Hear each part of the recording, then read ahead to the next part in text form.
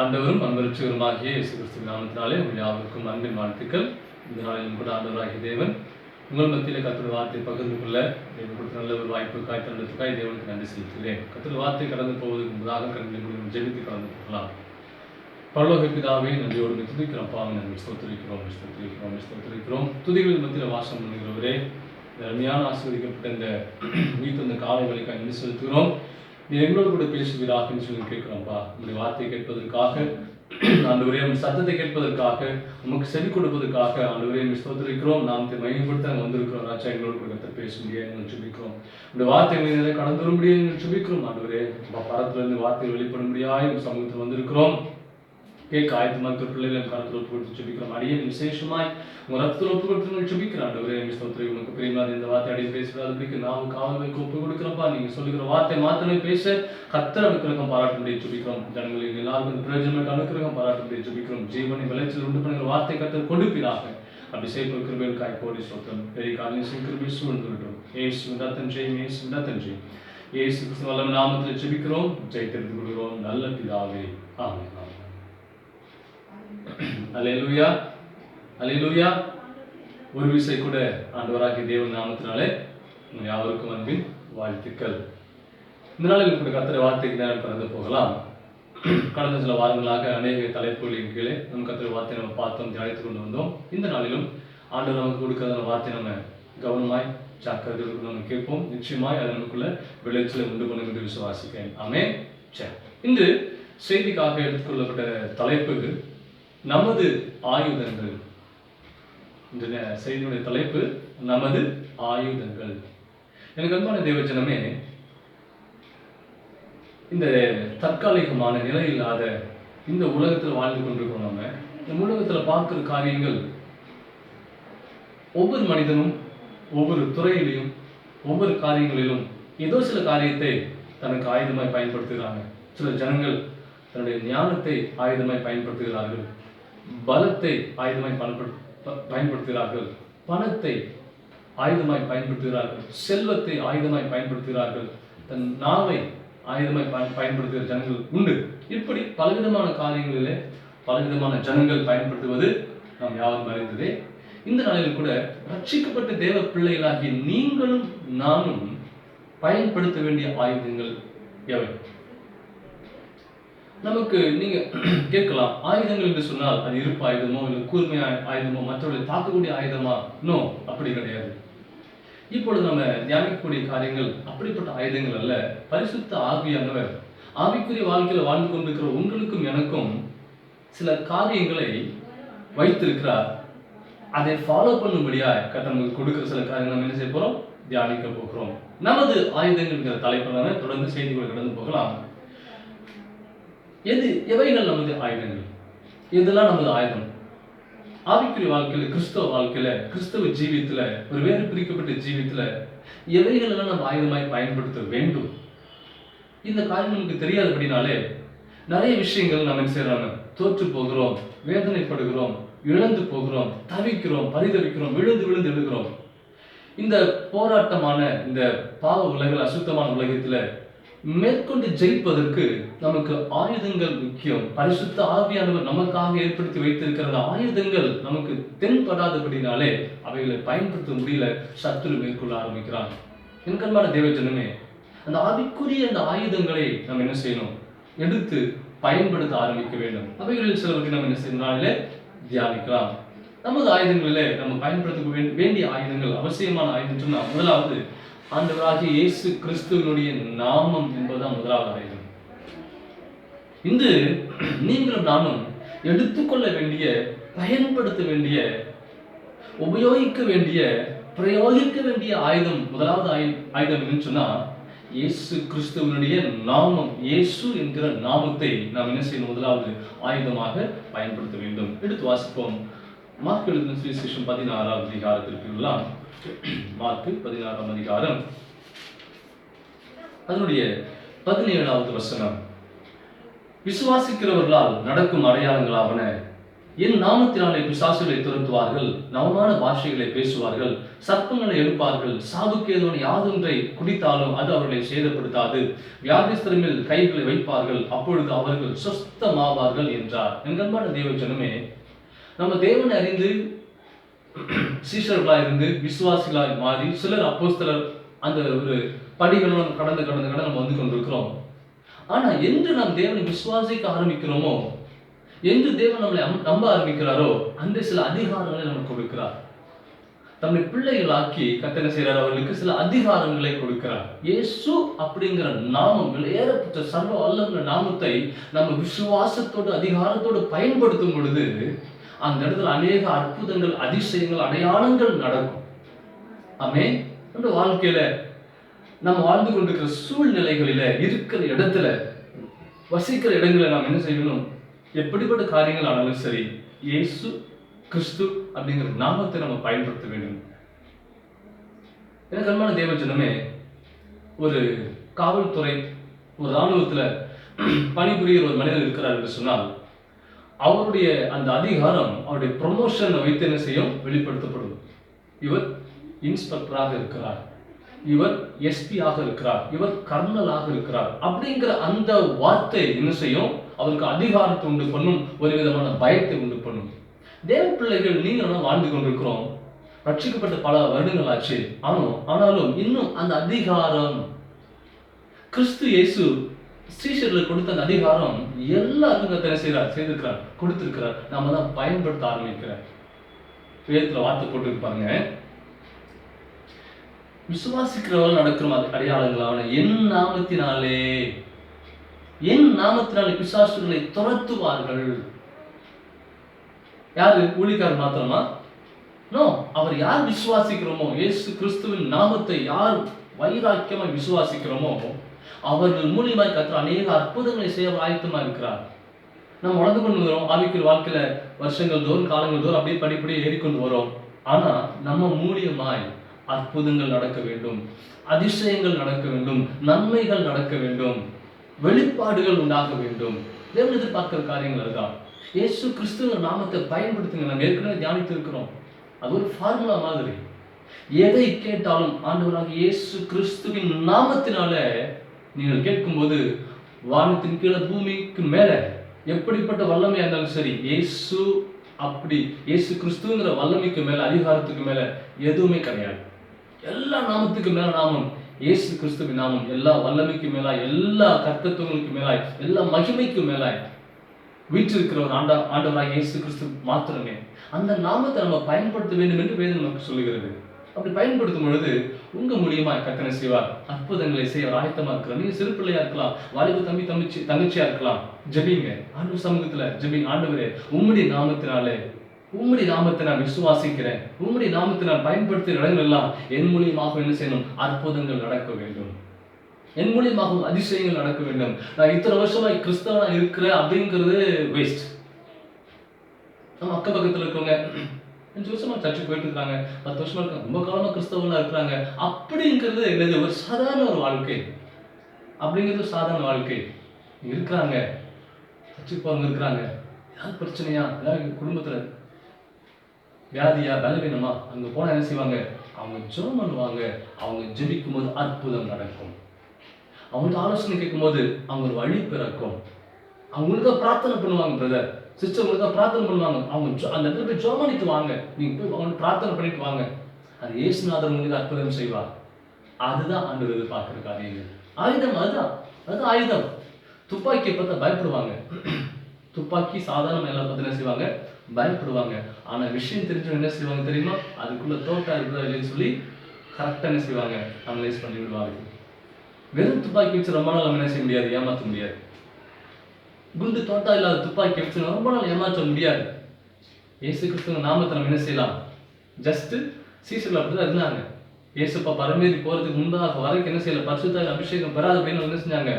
அவரோடு கூட ஜாலியா போனாங்க. ஆனா இயேசுப்பா பரமேறின உடனே அந்த அவருக்கு பயம் உண்டானது. சீசருக்குள்ள கிரியைகள் நடக்கல. உங்களுக்கு நான் சொல்லக்கூடிய ஒரே ஒரு காரியம், நம் தேவ பிள்ளை இருக்குது, பார்த்து கொண்டிருக்கிற தேவ ஜனங்கள், நீங்க யாரா இருந்தாலும் சரி, இல்ல புதிய ஜனமா இருந்தாலும் சரி, உங்களை ஆண்டவர் இயேசப்பா நேசிக்கிறார். ஆண்டவராய் தேவன் இயேசப்பா உங்களை நேசிக்கிறார். பயப்படாதீங்க. இயேசப்பான்னு சொல்லி கூப்பிடுங்க. அவர் நாமம் அதிசயமானவர், ஆலோசனை கர்த்தர், வல்லமையுள்ள தேவன், நித்திய பிதா, சமாதான பிரபு எனப்படும் சொல்லி வேதத்தில் எழுதியிருக்கு. வேதத்தில் எழுதப்பட்டிருக்கிற வார்த்தைகளை உங்களுக்கு சொல்லிக் கொண்டிருக்கிறேன். அந்த இயேசு கிறிஸ்து நீங்க விசுவாசிங்க. அந்த இயேசு கிறிஸ்து நாமத்தை நீங்க விசுவாசிங்க. அது நீங்க விசுவாசிக்கும் பொழுது நிச்சயமாய் உங்க மூலியமாய் கர்த்தர் செய்கிற காரியங்கள், என் நாமத்தினாலே பிசாசுகளை துரத்துவார்கள், நவமான பாஷைகளை பேசுவார்கள், சர்ப்பங்களை எடுப்பார்கள், சாவுக்கு ஏதுவான யாதொன்றை குடித்தாலும் அது அவர்களை சேதப்படுத்தாது, வியாதிஸ்தர் மேல் கைகளை வைப்பார்கள், அப்பொழுது அவர்கள் சுத்தமாவார்கள். எப்படிப்பட்ட வியாதி, எப்படிப்பட்ட பலவீனம், எப்படிப்பட்ட காரியமாக இருந்தாலும் சரி, இயேசு கிறிஸ்துங்கிற நாமத்தை நீங்கள் சுமந்து கொண்டு போவீர்கள் என்று சொன்னால், நீங்க பணத்தையோ பலத்தையோ ஆட்களையோ பெரிய படைகள் நீங்க சுமந்து கொண்டு போவீங்கன்னு சொன்னா எந்த கிரியும் நடக்காது. மாம்சத்துல நீங்க எந்த காரியத்தை நீங்க சுமந்துட்டு போனீங்கன்னா அந்த கிரியைகள் நடக்காது. ஆனா கிறிஸ்து இயேசுங்கிற நாமத்தை நீங்க சுமந்து கொண்டு போவீங்கன்னு சொன்னா நீங்க புறப்பட்டு போவதற்கு முன்பாக அங்க கிரியை நடக்க ஆரம்பிக்கும். நீங்க செல்வதற்கு முன்பதாகவே அந்த இடத்துல கிரியை ஆவியானவர் நடப்பிப்பார். இயேசுங்கிற நாமத்தை சுமந்து கொள்ளுங்கள். இயேசு கிறிஸ்துவின் நாமத்தை, அந்த அதிகாரத்தை, அந்த ஆயுதத்தை சுமந்து கொள்ளுங்கள். வேற எந்த ஆயுதமும் வேண்டாம். உலக ஜனங்கள் எதையோ ஆயுதமா பயன்படுத்துறாங்க. தான் வாயை ஆயுதமா பயன்படுத்துற மக்கள் அதிகமா உண்டு. நாம ஆயுதமா பயன்படுத்துவாங்க. கரங்களை, கால்களை, தன் புத்தி, ஞானத்தை எதையோ ஆயுதமா பயன்படுத்துறாங்க. அவருடைய ரிசல்ட் ஜீரோ. அது பாதாளத்துக்கு கொண்டு போயிடும், அவைகள் அழிவுக்கு கொண்டு போயிடும், அவைகள் நரகத்துக்கு கொண்டு போயிடும். நோ, அதனால ஆயுதம் இருக்க வேண்டாம். நமது ஆயுதம், முதலாவது ஆயுதம் இயேசு கிறிஸ்துங்கிற நாமம், இயேசுவின் நாமம், இயேசுங்கிற வெளியேறப்பட்ட நாமத்தை ஆயுதமாக என்ன செய்யணும், நாம பயன்படுத்த வேண்டும். இன்னும் சில வசனங்களை வாசிக்கலாம். லூக்கா எழுதின சுவிசேஷம் 10ஆம் அதிகாரம் திருப்பிக் கொள்வோம். லூக்கா 10ஆம் அதிகாரத்துடைய 19-20 வசனத்தை வாசிக்கணும் நீங்க. இதோ சர்ப்பங்களையும் தேள்களையும் மிதிக்கவும் சத்துருடைய சகல வல்லமை மேற்கொள்ளவும் உங்களுக்கு அதிகாரம் கொடுக்கிறேன், ஒன்றும் உங்களை சேதப்படுத்தாது. ஆகிலும் ஆவிகள் உங்களுக்கு கீழ்ப்படுகிறதுக்காக நீங்கள் சந்தோஷப்படாமல் உங்கள் நாமங்கள் பரலோகத்தில் எழுதியிருக்கிறதுக்காக சந்தோஷப்படுங்கள். என் கண்பான தேவஜனமே, கர்த்தர் உங்களை நம்பி என்ன செய்வார்? நிச்சயமாய் அந்த இயேசு கிறிஸ்துவின் வெளியேறப்பட்ட நாமத்தில் நீங்க போகும்பொழுது அற்புத அதிசயம் அடையாளங்கள் நடக்கும். நீங்க விசுவாசிச்சு அந்த நாமத்தை என்ன செய்யுங்க, அறிக்கை செய்து பாருங்கள், அற்புத அதிசயங்கள் நடக்கும். எல்லா காரியத்தையும் செய்வார். நீங்க நம்ம மூளைக்கு எட்டாத காரியத்துல ஆவியானவர் செய்வார் அந்த இடத்துல. ஆனா விசுவாசத்தோடு அவருடைய நாமம் இயேசுங்கிற வெளியேறப்பட்ட நாமத்தை அந்த இடத்துல அறிக்கை செய்யும் பொழுது அவர் மகிமையான காரியத்தில் செய்வார். அற்புத அதிசயங்கள் என் மூலமா நடக்குது அப்படிங்கிறது பெருமை பாராட்டக்கூடாது. எதுல பெருமை பாராட்டணுமா? நம்முடைய நாமத்தை இயேசப்பா பர்வத்தில் எழுதி வச்சிருக்கிறாராமே, எழுதி வைத்திருக்கிறார். என்ன செஞ்சாச்சு? எழுதி வச்சாச்சு. அதை குறித்து சந்தோஷப்படணும். அந்த வெளியேற்ற இயேசு ராஜாவுடைய நாமத்தை குறித்து சந்தோஷப்படணும். ஆண்டவர் என்னுடைய பேரையும் பரலோக ராஜ்யத்தில் எழுதி வச்சிருக்கிறீர்கள், அதுக்காக எனக்கு நன்றி. அல்லேலூயா, அல்லேலூயா. என் கண்பான தேவஜனமே, கொஞ்ச காலம் வாழ போறோம், சொற்ப காலம் வாழ போறோம். அந்த சொற்ப காலத்துல கிறிஸ்துவை அநேகருக்கு அறிமுகப்படுத்துவோம், அநேகரை கிறிஸ்துவினிடத்தில் கொண்டு வருவோம், அநேகரை கிறிஸ்துவினிடத்தில் கொண்டு போய் சேர்ப்போம். அதற்காக தான் நம்ம அழைக்கப்பட்டோம், வேறு பிரிக்கப்பட்டோம். அந்த இயேசுவின் நாமத்து முதலாவது நீங்களும் நானும் நம்முடைய குடும்பத்தில் பயன்படுத்த வேண்டும், நம்முடைய குடும்பத்தில் பயன்படுத்த வேண்டும், நம்ம பயன்படுத்தும் தனிப்பட்ட வாழ்க்கையில் நம்ம பயன்படுத்த வேண்டும். வேலைக்கு போறீங்களா? அந்த வேலையில இயேசுவின் நாமத்தை சில இடத்துல, குறிப்பிட்ட இடத்துல பயன்படுத்துங்க. படிக்கிற இடத்துல பயன்படுத்துங்க, வேலை செய்கிற இடத்துல பயன்படுத்துங்க, குடும்பத்தில் அக்கம் பக்கம் வசிக்கிற இடத்துல இயேசுவின் நாமத்தை பயன்படுத்துங்க. எந்த காரியத்தை செய்தாலும், நீங்க வாகனத்துல போனாலும், இருந்தாலும், படுத்தாலும், குடும்பம் இருந்துச்சா, சாப்பிட்டு இயேசுவின் நாமத்தை பயன்படுத்துங்க. சகலவற்றுக்கும் இயேசுவின் நாமத்தை பயன்படுத்துங்க. ஆமென், அல்லேலூயா. கூடு விட்டு உன்னாவி போனால் கூட உன்னோடு வருவதில்லை. இந்த கூடு விட்டு ஆவி போச்சுன்னு முடிஞ்சிருக்குங்க, அவ்வளவுதான். எது நம்ம கூட வரப்போது கிடையாது. ஆனா இயேசுங்கிற நாமம், இயேசுங்கிற வெளியேற்ற நாமம் உங்களை என்னையும் சரியான இடத்துல கொண்டு போய் சேர்த்து விடும். சரியான இடத்துல இந்த பரம சீயோன், இந்த பரம காணல கரெக்டா கொண்டு போய் சேர்த்து விடும். அந்த இயேசுங்கிற நாமம், அந்த இயேசு நாமங்கிறதான அந்த ஆயுதத்தை தயவு செய்து இழந்து விடாதீர்கள். முதலாவது ஆயுதமா என்ன செய்யுங்க, நன்றாக என்ன செய்யுங்க, தரித்து வைத்துக் கொள்ளுங்கள். இந்த வருஷம் இந்த வாசத்துக்கு அடுத்த பகுதிக்கு போகலாம். மத்தேயு சுவிசேஷம் 18ஆம் அதிகாரத்தினுடைய 20வது வசனம். மத்தேயு 18ஆம் அதிகாரத்தினுடைய 20வது வசனம் வாசிக்கிறோம், கேளுங்கள். ஏனெனில் 2 பேராவது 3 பேராவது என் நாமத்தினாலே எங்கே கூடி இருக்கிறார்களோ அங்கே அவர்கள் நடுவில் இருக்கிறேன் என்றார். இது காரியம். குடும்பத்தில் இருக்கிறோமா, பிள்ளையோடு இருக்கிறோமா, நண்பர்களோட சொந்த பந்தங்களோடு இருக்கிறோமா? இயேசுங்கிற நாமத்துல அந்த இடத்துல கூடுங்க. சாதாரணமா உட்காந்து பேசுறீங்களா? சொந்த கதை சோக கதை பேச வேண்டாம். அந்த இடத்துல இயேசு நாமத்தை என்ன செய்யுங்க? அறிக்கை செய்யுங்க. சாதாரண எது காரியத்தை பேசினாலும் சரி, அங்க இயேசுங்கிற நாமத்துள்ள கொண்டு வந்துருங்க. ஏதோ ஒரு விஷயத்தை பேசுறீங்களா? இயேசுங்கிற நாமத்துள்ள கொண்டு வந்துருங்க. தனிப்பட்ட காரியங்கள் ஏதோ பேசுறீங்களா? ஏதோ முடிவெடுக்கக்கூடிய காரியமா? இயேசுங்கிற நாமத்தை கொண்டு வந்துருங்க. சும்மா உட்காந்து ஏதோ ஒரு காரியத்தை பேசினாலும் கிறிஸ்து இயேசு நாமத்தை அந்த இடத்துல கொண்டு வந்துருங்க. கொண்டு வந்துட்டீங்கன்னா அடுத்தபடியா யார் வந்துருவா? பதத்துல வந்துருவார். கண்டிப்பா வந்துருவார். அப்பொழுது உங்க செய்கைகளை என்ன செய்யும்? அது உறுதிப்படும். வழி கர்த்தருக்கு ஒப்புவித்தவர் நம்பிக்கையாயிரு. அப்பொழுது அவர் காரியங்களை வாய்ப்பு பண்ணுவார். ஒப்புவிச்சிடணும் அவர் சமூகத்துல. அப்பா நீங்க வந்துருங்க. நீங்க வந்துட்டீங்கன்னா நான் என்ன செய்ய தேவையில்லை. எங்களுக்கு ஸ்ட்ரெஸ் இருக்காது, டிப்ரெஷன் இருக்காது, எங்களுக்கு மனவேதனைகள், குழப்பம், டென்ஷன் இருக்காது. அவர் இல்லாம நம்மளே தீர்மானம் எடுக்கிறதுனால, சுய முயற்சி இருக்கிறதுனாலதான், நம்ம மாம்சத்தின் நாமத்தினால யாரையாரையோ முன்ன வைத்து நம்ம செயல்படுத்தினால்தான் என்ன செய்யறோம்? நாம சோர்ந்து போகிறோம், விழுந்து போகிறோம், தடுமாறுகிறோம், தடம் மாறுகிறோம். ஆனா இயேசுவின் நாமத்தை அந்த கொண்டு வந்துட்டீங்கன்னா நிச்சயமாய் இப்படிப்பட்டதான இழப்புகள் என்ன செய்யும்? நம்ம வாழ்க்கையில ஒரு நாளும் நம்ம அருகில் கூட என்ன செய்யாது? எட்டி பார்க்காது. அல்லேலூயா, அல்லேலூயா. கர்த்தர் நல்லவர். அடுத்ததாக நாம் எடுத்துக்கொள்ள வேண்டிய ஆயுதம் என்ன ஆயுதம் சொன்னா, ஆட்டுக்குட்டியானவருடைய ரத்தம். முதலாவது ஆயுதம் பார்த்தோம், இயேசுவின் நாமம் என்று சொல்லி பார்த்தோம். அடுத்து நாம் பார்க்க போகிறதான ஆயுதம் ஆட்டுக்குட்டியானவருடைய ரத்தம், விலையேறப்பெற்ற ரத்தம், கல்வாரி சிலுவையில் சிந்தின பரிசுத்தம் உள்ள ரத்தம். எல்லா பாவங்களையும் சுத்திகரித்து ராஜாக்களாய் ஆசாரியர்களாய் மாற்றக்கூடிய விலையேறப்பெற்ற ஆட்டுக்குட்டியான ரத்தத்தை நாம் என்ன செய்யணும்? விசுவாசிக்கணும். மனுஷனுடைய ஜீவன் இதுல இருக்கு. அவருடைய கண்கள்லையா, மூளையில, இருதயத்திலையா? அதெல்லாமே ஒரு ஒரு கூடு மாதிரி தான். அவ்வளவுதான். நம்ம பார்க்க மாம்சம், எலும்பு, நரம்பு, சதை எல்லாமே நம்ம வெளி பிரகார தோற்றத்துக்கு பெரிய ஒரு ஜைஜாண்டிக்கா இருக்கலாம். ஆனா ரத்தத்துலதான் ஜீவன் இருக்கு. அதனால சொல்லுவாங்க, ரத்தத்தை புசிக்க கூடாது. மாம்சத்தோடு கூட ரத்தத்தை சேர்த்து புசியாதே. அந்த ரத்தத்தை தரையில தண்ணீர் கூட ஊற்றி விடுன்னு சொல்லி நம்ம என்ன செய்யறோம்? அந்த நியாயப்பிரமாண புத்தகங்கள் என்ன செய்யலாம வாசித்தா நமக்கு தெரியும். இது மனுஷனுடைய ரத்தம் எப்படிப்பட்ட ரத்தம்? மிருகனுடைய ரத்தம் எல்லாமே அது ஒரு பாவம் நிறைந்த ரத்தம். விசேஷம் மனுஷனுடைய ரத்தம் எல்லாமே அசுத்தம் நிறைந்த ரத்தம். ஆனா ஆண்டவராகிய இயேசு கிறிஸ்துவினுடைய ரத்தம் குற்றமற்ற ஆட்டுக்குட்டியானோட ரத்தம், பரிசுத்தமுள்ள ரத்தம்.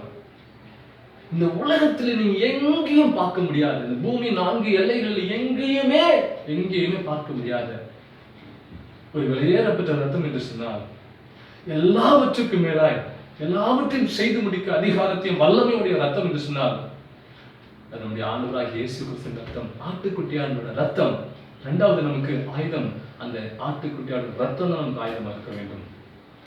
அன்பான தேவஜனமே, இதை பார்த்து கொண்டு கேட்டுக்கொண்டிருக்கிற அன்பான பிள்ளைகளை, தம்பி தங்கச்சி, சகோதரி சகோதரியே, இந்த வார்த்தை நன்றாக கவனிக்கிறீங்கன்னு சொன்னா உங்களுக்குள்ள ஆவியானவர் கிரியை செய்வார். நிச்சயமாய் கிரியை செய்வார். உங்களுடைய செயல்களில அநேக மாற்றங்களை கர்த்தர் கொடுப்பார். இரண்டாவது, ஆட்டுக்குட்டியான ரத்தத்தை ஆயுதமாய் எடுத்துக் கொள்ளுங்கள். ஆதார வசனங்களாக வெளிப்படுத்தின விசேஷம் 7ஆம் அதிகாரம் 14ஆம் வசனம். வெளிப்படுத்தின விசேஷம் 7ஆம் அதிகாரம் 14ஆம் வசனம். அதற்கு நான், ஆண்டவனே, அது உமக்கே தெரியும் என்றேன். அப்பொழுது அவன், இவர்கள் மிகுந்த உபத்திரவத்திலிருந்து வந்தவர்கள், இவர்கள் தங்கள் அங்கிகளை ஆட்டுக்குட்டியானவருடைய ரத்தத்திலே தோய்த்து வெளுத்தவர்கள். கவனிங்க, யோவானுக்கு ஆண்டவராகிய தேவன் செய்றாரு, ஆவியில் எடுத்துக்கொண்டு சில காரியங்களை வெளிப்படுத்துகிறார். இதுக்கு முன்பாக நீங்க வாசிங்க தெரியும். அந்த 5ஆம் வருஷத்துல வாசிங்க 12 கோத்திரங்கள், கோத்திரனுடைய நாமங்கள், அதனுடைய எண்ணிக்கைகள் மொத்தம் 1,44,000 பேர். அவருடைய விஷயம் அது அந்த ஒரு மொத்த தொகை குறிக்கப்பட்டிருக்கும். அதற்கு தான் பதில் கொடுக்கிற இந்த வார்த்தை, யோவான் சொல்லுகிற வார்த்தை. அதற்கு நான், ஆண்டவனே, அது உமக்கே தெரியும் என்றார். அப்பொழுது அவன், இவர்கள் மிகுந்த உபத்திரவத்திலிருந்து வந்தவர்கள், இவர்கள் தங்கள் அங்கிகளை ஆட்டுக்குட்டியானவருடைய ரத்தத்தில் தோய்த்து வெளுத்தவர்கள் அப்படின்னு சொன்னா அப்படின்னு அர்த்தம். அங்கிகளை ஆட்டுக்குட்டியான ரத்தத்தில் தோய்த்து வெளுத்தவர்கள் சொன்னா நம்ம வஸ்திரங்களை ஆட்டு ரத்தத்துல முக்கிய எடுக்கணும் அர்த்தமா? இல்ல, அது கிடையாது. எவ்வளவோ பாடுகளை சகித்து வந்தோம், எவ்வளவோ உபத்திரவங்களை சகித்து வந்தோம், எவ்வளவு துன்பங்களை சகித்து வந்தோம், எவ்வளவோ போராட்டங்களை சகித்து வந்தோம். நம்முடைய ஆவிக்குரிய வாழ்க்கையில ஆவிக்குரிய வஸ்திரத்தை நம்ம என்ன செய்யணும்? கிறிஸ்து இயேசுவின் ரத்தத்திற்குள்ள நம்ம என்ன செய்யணும்? முழுக்கி எடுக்கணும், சுத்திகரிக்கணும். அவர் ரத்தத்துக்குள்ளேயே மறைந்திருக்கணும். ஆட்டுக்குட்டியான ரத்தத்துக்குள்ளேயே நம்ம மறைந்திருக்கணும். அந்த ரத்தத்துக்குள்ள நம்ம முழுகப்பட்டிருக்கணும். அதான் நமக்கு பாதுகாப்பு. எதுவும் பாதுகாப்பு கிடையாது. அதுதான் நம்மளை மீட்புக்குள்ளே கொண்டு போகும்.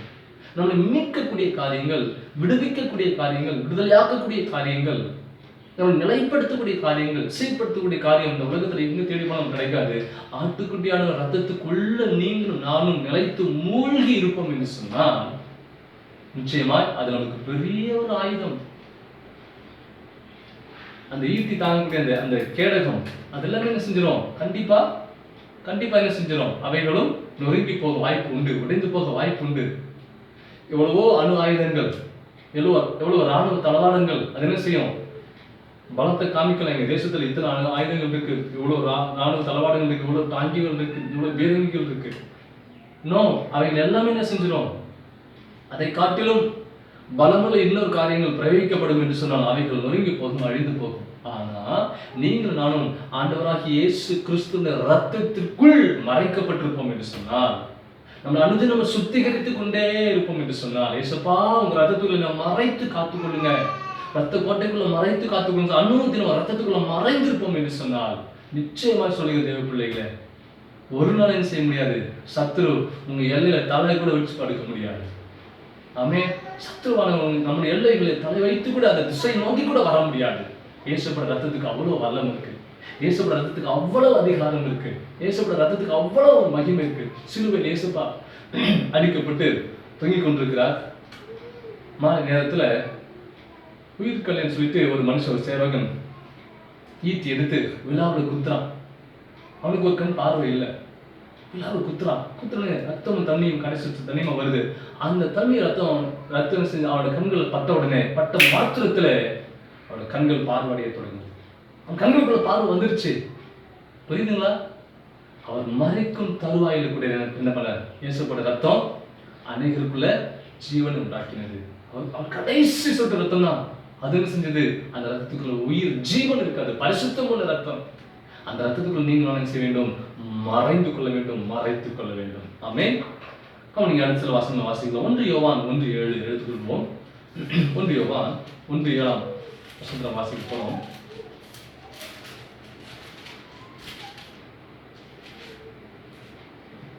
அவர் ஒளியில் இருக்கிறது போல நாமும் ஒளியிலே நடந்தால் ஒருவரோடு ஒருவர் ஐக்கியப்பட்டிருப்போம். அவருடைய குமாரனாகிய இயேசு கிறிஸ்துவின் ரத்தம் சகல பாவங்களை நீக்கி நம்மை சுத்திகரிக்கும். இயேசு கிறிஸ்துவினுடைய ரத்தம் சகல விதமான பாவங்கள், சாபங்கள், அக்கிரமங்கள், அநியாயங்கள், துன்மார்க்கங்கள், விபச்சாரங்கள், வேசித்தனங்கள், களவுகள், கொள்ளைகள் எல்லாவற்றையும் விட்டு நீக்கி நம்மை சுத்திகரித்து புது சிருஷ்டியாய், புது மனுஷனாய், புது மனுஷியாய் மாற்றக்கூடிய வல்லமை ஆண்டவராகிய இயேசு கிறிஸ்து ரத்தத்துக்கு உண்டு. அந்த ரத்தத்துல அன்பு உண்டு, சந்தோஷம் உண்டு, சமாதானம் உண்டு, மகிழ்ச்சி உண்டு, பொறுமை உண்டு, சாந்தம் உண்டு, நிச்சயடக்கம் உண்டு, எல்லா ஆவியும் கனியும் அதுல உண்டு. சகலமும் ஒரு ரத்தத்துக்குள்ள அடங்கி இருக்கு. ரத்தத்தை என்ன செய்யணும்? விசுவாசிக்க வேண்டும், ஆயுதமாய் தரித்துக் கொள்ள வேண்டும். அனுதினம் என்ன செய்யணும்? அந்த இயேசுவோட ரத்தத்தை ஆண்டவரே உங்க ரத்தத்துக்குள்ள மறைக்கிறேன், உங்க ரத்தத்துக்குள்ளேயே மறைத்து காத்துக்கொள்ளுங்க, அந்த மறைவான கேடகத்துக்குள்ள மூடி மறைத்துக் கொள்ளுங்க. இயேசப்பா டெய்லி ஜெபம் பண்ணணும். அனுதினம் என்ன செய்யணும்? நம்ம தேவ சமூகத்தை அவருடைய முகத்தை நோக்கி பார்க்க வேண்டும். மனுஷனுடைய முகத்தை பார்க்கறதெல்லாம் விட்டுருங்க, போதும். மனுஷனுடைய தயவு, மனுஷனுடைய சில காரியங்கள் நம்ம தேடி போகிறதெல்லாம் தூக்கி போட்டு சில காரியங்கள் நமக்கு கர்த்தர் செய்வார், ஏற்படுத்தி வைப்பார். அது அவர் தீர்மானம் பண்ணின காரியங்கள். மற்றபடி மனுஷனுடைய அடைக்கலம், மனுஷனுடைய ஆதரவு அவர்களையே சார்ந்திருக்கு. அது அவங்களுக்கு விரும்புகிற காரியம் அல்ல. கிறிஸ்து இயேசுவை, அவருடைய நாமத்தை, அவருடைய ரத்தத்தை விசுவாசிக்கணும், நம்பணும், அதை சார்ந்து கொள்ளணும், அதுக்குள்ள மறைந்திருக்கணும். அது ஆயுதமாய் நம்ம தரித்துக் கொள்ள வேண்டும். அதான் நமக்கு பாதுகாப்பு, அதான் நமக்கு பாதுகாப்பு. கோலியாத் தாவீது தெரியும், பயங்கரமான ஆயுதங்களை கோலியாத் அடிச்சோம்னா சவுல் போட்டு விட்டாரு, எல்லாரும் கொண்டு போய் போட்டாங்க தாவீதுக்கு. அது தூக்கி சுமக்கிறதுக்கு நடக்கிறதுக்கு பலம் இல்லை. அந்த தாவீது ஒரு வார்த்தை சொன்னாரு, நீ நிந்தித்து ஆண்டவராகிய இயேசு கிறிஸ்துவின் நாமத்தினாலே நான் வரேன். புரியுதுங்களா? அங்க தாவீது பயன்படுத்தினது வெளிப்பிரகாரமான ஆயுதங்கள் கிடையாது. கிறிஸ்துவின் நாமம், கிறிஸ்துவின் ரத்தம் அந்த இடத்துல செஞ்சது மகிமையான காரியங்கள் செய்வது. அல்லேலூயா. இன்று நாம் சற்று சிந்தித்து பார்ப்போம். எப்படிப்பட்ட காரியங்கள் நம்ம பயன்படுத்துறோம், எப்படிப்பட்ட காரியம் நம்ம ஆயுதமா நம்ம தரிப்பித்துக் கொள்கிறோம். படிப்பா, பணமா, பலமா, எல்லாமே ஒரு நாள் கடந்து போகும். எல்லாம் சீக்கிரத்துல ஒரு நாள் மாயை எல்லாமே என்ன செஞ்சிடும், அது அந்த குறிப்பிட்ட ஸ்டேஜ் வந்து போயிட்டே இருக்கும். ஆனா இயேசுங்கிற நாமம், அவர் ரத்தம் ஒரு நாள் செய்யாது, ஒரு நாள் செய்யாது, மறைந்து போகாது. அது நம்ம என்ன பாதுகாக்கக்கூடிய வல்லமை உள்ளது அந்த ரத்தம். அதை நம்ம விசுவாசிப்போம். அடுத்த வசனம் வாசிக்கலாம். மத்திய 26:28 வசனம்.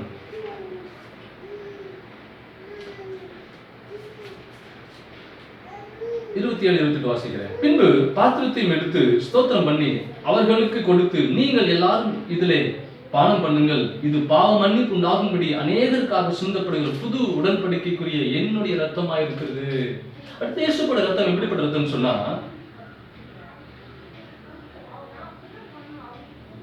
அந்த ரத்தம் அதை போட்டு பாருங்க, பாவம் மன்னிப்பு உண்டாகும்படி அநேகருக்காக சிந்தப்படுகிற புது உடன்படிக்கை ரத்தம். பாவம் மன்னிப்பை உண்டாக்கக்கூடிய ரத்தம். இயேசுவோட ரத்தம் எப்படிப்பட்ட ரத்தம்? பாவம் மன்னிப்பை உண்டாக்கக்கூடிய ரத்தம். நான் பாவமே செய்யறது இல்லைங்க, ரொம்ப நாளாச்சு, ரொம்ப வருஷங்களாச்சு பாவம் செய்து அப்படி நம்ம சொல்லுவோம் என்று சொன்னால், நிச்சயமா நம்ம என்ன செஞ்சிடும், பாவத்துல மூழ்கிதான் இருக்குன்னு நினைக்கிற அர்த்தம். ஒரு நாள் அப்படி சொல்ல முடியாது. ஏன்னா பாவம் நிறைந்த உலகத்தில் வாழ்ந்து கொண்டிருக்கிறோம். அக்கிரமங்களும் அநியாயங்களும் அசுத்தங்களும் அருவருப்பு நிறைந்த உலகத்தில் வாழ்ந்து கொண்டிருக்கிறோம். ஏதோ ஒரு வகையில கண்கள் நிச்சயம், மாம்சத்து நிச்சயம், தெய்வத்து பெருமை, இதெல்லாம் அதுக்குள்ள பல காரியங்கள் அடங்கும். ஏதோ ஒரு காலத்தை நம்ம தவறு செய்து விடுவோம். ஆனால் என்ன செய்யணும், ஆவிட காலத்தில் ஒப்பு கொடுத்து, ஆண்டவரே உங்க ரத்தம் என்னை மூடி மறைக்கும்பா, எனக்கு அந்த பாவம் மன்னிப்பை கொடுக்கும்பா, அதை விட்டு விலக செய்யும்பா, அதை விட்டு ஒதுங்கி நிற்க வைக்கும்பா, தனியான பரிசுத்த பாதையில் நடக்க வைக்கும்பான்னு சொல்லி அனுதினம் என்ன செய்யணும், அந்த ரத்தத்தை ஆயுதமாய் நம்ம எடுத்துக்கொள்ள வேண்டும். இயேசு ராஜாவோட ரத்தத்தை ஆயுதமாய் நம்ம தரிப்பித்துக் கொள்ள வேண்டும். அந்த ரத்த கோட்டையை மறைவுக்குள்ள விட்டு நம்ம வெளியே போகக்கூடாது. அந்த ரத்தத்துக்குள்ளேயே நம்ம இருக்கணும். அந்த ரத்தம் நமக்குள்ள ஜீவன் உண்டாக்கும், நம்மை சரிப்படுத்தும், சீர்படுத்தும், செவைப்படுத்தும், பாதை காட்டும். நம்ம பாதை மாதிரி போயிருக்கோம்னு சொன்னா அந்த ரத்தம் என்ன செய்யும், சரியாய் உங்களை நம்ம என்ன செய்யணும், கைட் பண்ணும். நமக்குள்ள பாவம் இருக்கும் என்று சொன்னால் பாவம் என்ன செஞ்சிடும், கண்டிப்பா தப்பான காரியத்தில் கொண்டு போகும். ஆனா இயேசுவோட ரத்தம் நமக்குள்ள வரும்பொழுது நமக்குள்ள சுத்திகரிப்பை உண்டு பண்ணி சரியான பாதையில் நம்மை நிலை நிறுத்தும், சரியான இடத்துல கொண்டு போய் நிறுத்தும். இயேசுவோட ரத்தம் அது ஆயுதங்களை தரித்துக் கொள்வோம். உங்க மேல என் மேல இயேசுவோட ரத்தம் இருக்கும் என்று சொன்னால் நிச்சயமாய் நிச்சயமாய் எவ்வளவு பெரிய காரியங்கள் வந்தாலும், எவ்வளவு பெரிய காரியங்கள் வந்தாலும் இயேசுவோட ரத்தத்துக்கு பாய் நிற்கிறதுக்கு எதற்கும் அதிகாரம் கிடையாது. மேலே வானத்தில் கீழே பூமியிலும் ஆண்டவராகிய இயேசு கிறிஸ்துவின் ரத்தத்துக்கு விரோதமான வல்லமை அதிகாரம் பூமியில ஒன்றுமே கிடையாது. எல்லாவற்றுக்கும் மேலானவர் ஆண்டவராகிய இயேசு கிறிஸ்துவின் நாமம், அவருடைய ரத்தம். அதை ஆயுதமாக பயன்படுத்திக் கொள்ள வேண்டும். அல்லேலூயா. அதை ஆயுதமாக தரிப்பித்துக் கொள்ள வேண்டும், அதை விசுவாசிக்க வேண்டும். அது என்ன செய்யணும், டைஜன் பண்ணணும் உள்ள. அதே நமக்கு சிந்தையை நினைவா இருக்க வேண்டிய எண்ணமா இருக்கணும். வேற எந்த எண்ணத்துக்கு நம்ம கொண்டு போகக்கூடாது. அடுத்த வசனம் வாசிப்போம். யோவான் 6:54 வசனம். யோவான் 6:54 வசனம். என் மாம்சத்தை புசித்து என் ரத்தத்தை பானம் பண்ணுகிறவனுக்கு நித்திய ஜீவன் உண்டு, நான் அவனை கடைசி நாளில் எழுப்புவேன். என் மாம்சத்தை புசித்து என் ரத்தத்தை பானம் பண்ணுகிறவனுக்கு நித்திய ஜீவன் உண்டு. அடுத்தபடியாக ஆண்டவராகிய இயேசு கிறிஸ்து ரத்தத்துல நித்திய ஜீவன் இருக்கு. என் மாம்சத்தை புசித்து என் ரத்தத்தை பானம் பண்ணுகிறவனுக்கு நித்திய ஜீவன் உண்டு, நான் அவனை கடைசி நாளில் எழுப்புவேன். ஒருவேளை கிறிஸ்துவுக்குள் ஒருத்தர் மறிக்கிறாங்க, வயதாய் நம்ம தகப்பனோ தாயோ தாத்தா பாட்டியோ உறவினர் நேசிக்கிறவர்களோ மறித்து போறாங்க அப்படின்னு சொன்னா, இந்த கண்பான தேவஜனமே, இந்த இயேசுவோட ரத்தம் என்ன செய்யுமா, கடைசி நாளிலே அவர்களை எழுப்பும். கிறிஸ்துவுக்குள் மறித்தவங்க முதலாவது எழுந்திருப்பாங்க. பின்பு உயிரோடு இருக்கிற நாம் என்ன செய்வோம், அவரோடு கூட நாம போய் பரலோக ராஜ்யத்துல எப்பொழுது நித்திய காலம் நம்ம இருப்போம். இந்த இயேசுவோட ரத்தம் செய்யக்கூடிய காரியம்னு சொன்னா, கடைசி நாளில் உங்களை என்ன செய்ய இயேசுவோட ரத்தம் எழுப்பும், உயிரோடு கூட எழுப்பும், நித்தியத்துக்கு நேராய் வழிநடத்தும், நித்திய ஜீவனுக்கு நேராய் வழிநடத்தும். அந்த ரத்தம் நித்திய ஜீவனுக்கு நேராக ரத்தம் சரியாய் உங்களை வழிநடத்தும். ஆமென். ஆமென். இயேசுவோட ரத்தத்தை விட்டுறாதீங்க. ஆயுதமா தரித்துக் கொள்ளுங்க. ஆண்டவரே, உங்க ரத்தம் அல்லாம எனக்கு வேற எந்த பாதுகாப்பும் கிடையாது.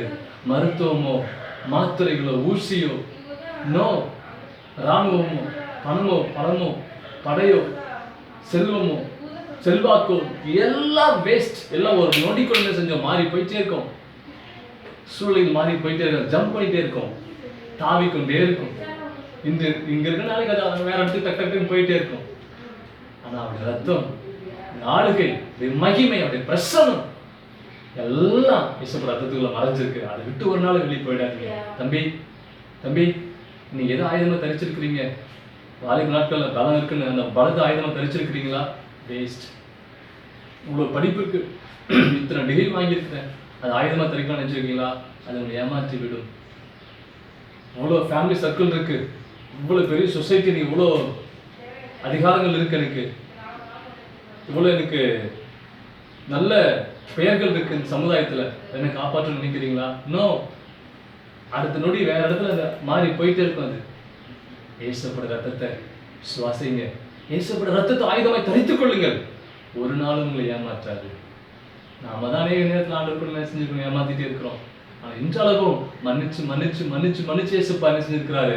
அருகில வந்து அரவணைச்சு அரவணைச்சு நம்மளை காத்து கொண்டு கொண்டிருக்கிறார். ரத்தத்தை என்ன செய்யுங்க? சுதந்திரித்துக் கொள்ளுங்கள். ரத்தத்தை என்ன செய்யுங்க? சுவாசிங்க. நம்ம சுவாசமாக ரத்தத்தை மாற்றுமே. இயேசுவோட ரத்தத்தை நம்ம ஜீவ சுவாசமாக மாற்றிக் கொள்ளலாமே. ஆமே. கர்த்தர் நல்லவர். அடுத்தபடியாக மூன்றாவது ஆயுதம் வல்லமையான ஜெபம். ரட்சிக்கப்பட்டவனுக்கு, ஆவிக்குரியவனுக்கு, உங்களுக்கு எனக்கும் இருக்க வேண்டிய அடுத்த மூன்றாவது ஆயுதம் வல்லமையான ஜெபம். எனக்கு அன்பான தேவ ஜனமே, இந்த உலகத்துல பலவிதமான மார்க்கங்கள் இருக்கு. கிறிஸ்தவத்தை தவிர மற்ற எல்லா மார்க்கங்களையும் மார்க்கங்கள் காணப்படுகிற காரியங்கள் தனக்காக, தன் குடும்பத்துக்காக, தன் தேவைக்காக பிரார்த்தனை பண்ணுகிற ஜனங்கள் தான் என்ன செய்ய முடியும்? பார்க்க முடியும். ஆனா பிறருக்காக, அருகில் இருப்பவர்களுக்காக, முகம் தெரியாதவர்களுக்காக, அறிந்தவர்களுக்காக, பாவத்துல, சாபத்துல, அக்கிரமத்துல, அநியாயத்துல வாழ்ந்து கொண்டவர்களுக்காக, துன்மார்க்கத்துல, விபச்சாரத்துல, வேசித்தனத்துல, காமத்துல வாழ்ந்து கொண்டவர்களுக்காக, அழிந்து போய் கொண்டிருக்கிற ஆத்மாக்களுக்காக, தேசங்களுக்காக, ராஜாக்களுக்காக, தலைவர்களுக்காக பாரத்தோடு, ஆத்ம பாரத்தோடு மன்றாடி கண்ணீரோடு ஜெபிக்கக்கூடிய ஒரே ஒரு வழி, மார்க்கம் என்று சொன்னால் கிறிஸ்தவ மார்க்கம் மாத்திரமே. பிறருக்காக, மற்றவர்களுக்காக. அப்படிப்பட்ட ஜபத்துல இயேசுப்பா உங்களுக்கு எனக்கும் வல்லமையான ஜபம்ங்கிறதான ஒரு ஆயுதத்தை கொடுத்திருக்கிறார். சில வசனங்களை வாசிக்கிறேன். அப்போஸ்தலர் நடவடிக்கைகள் 4ஆம் அதிகாரம்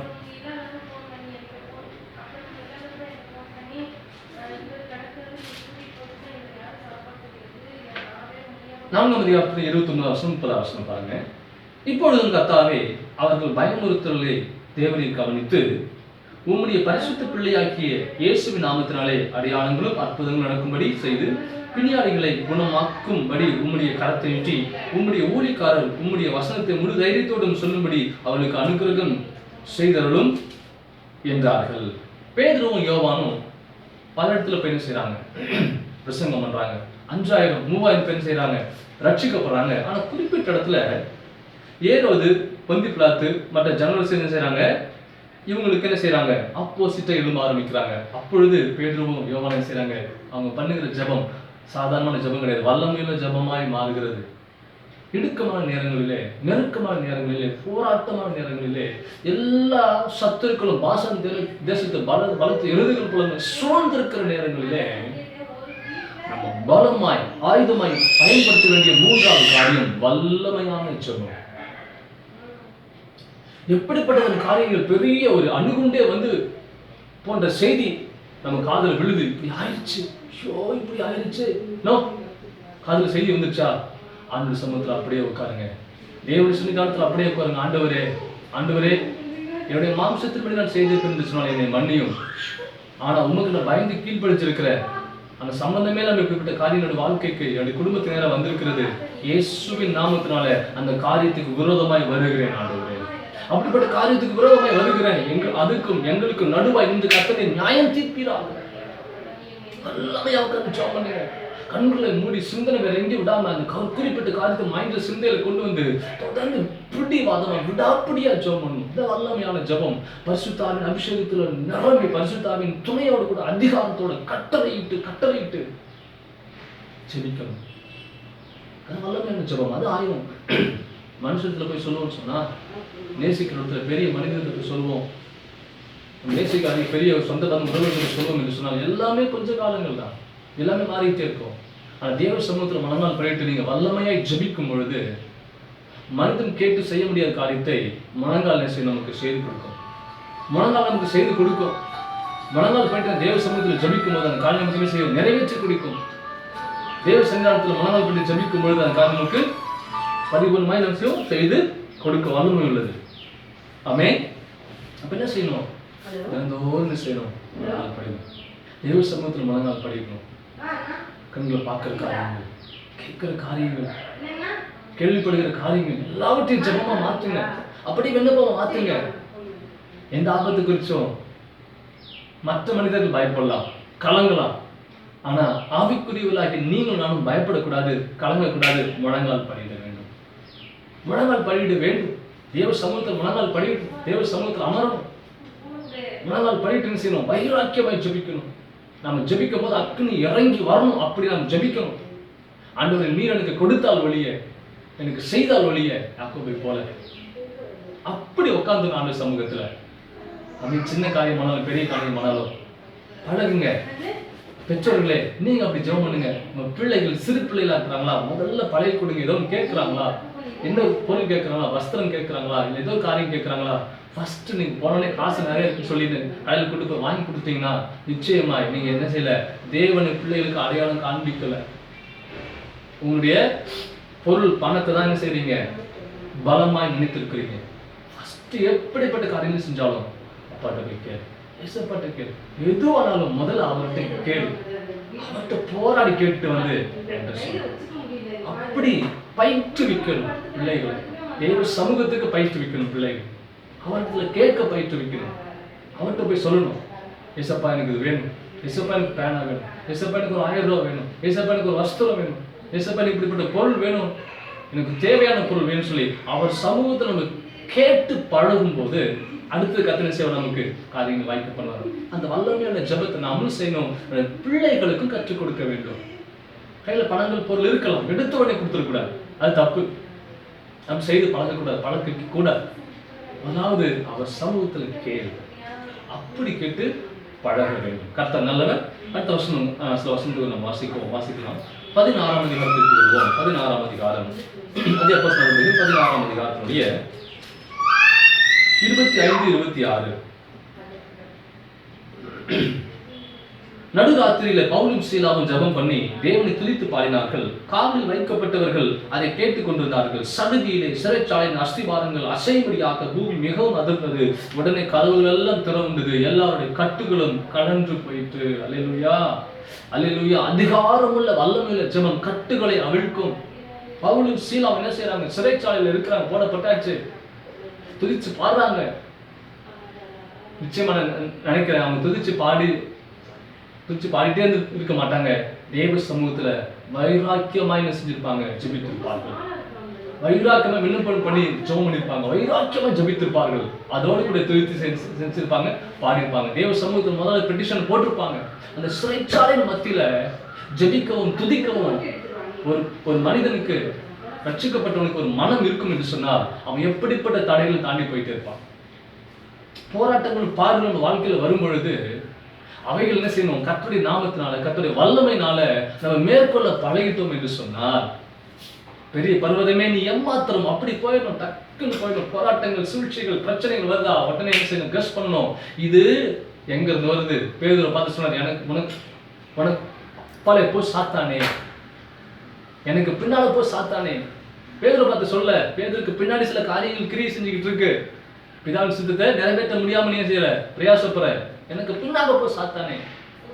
அது கரெக்டா நம்ம கெஸ் பண்ணணும், கெஸ் பண்ண தெரியணும். ஆமென்.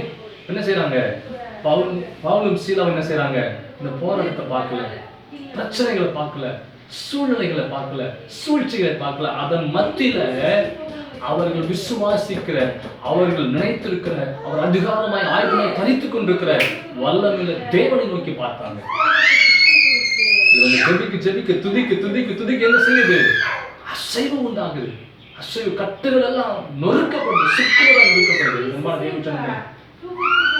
தேவஜனமே உடைய வாழ்க்கையிலையும் நம்ம எடுத்துக்கொள்ள வேண்டிய ஆயுதம் இதுதான்.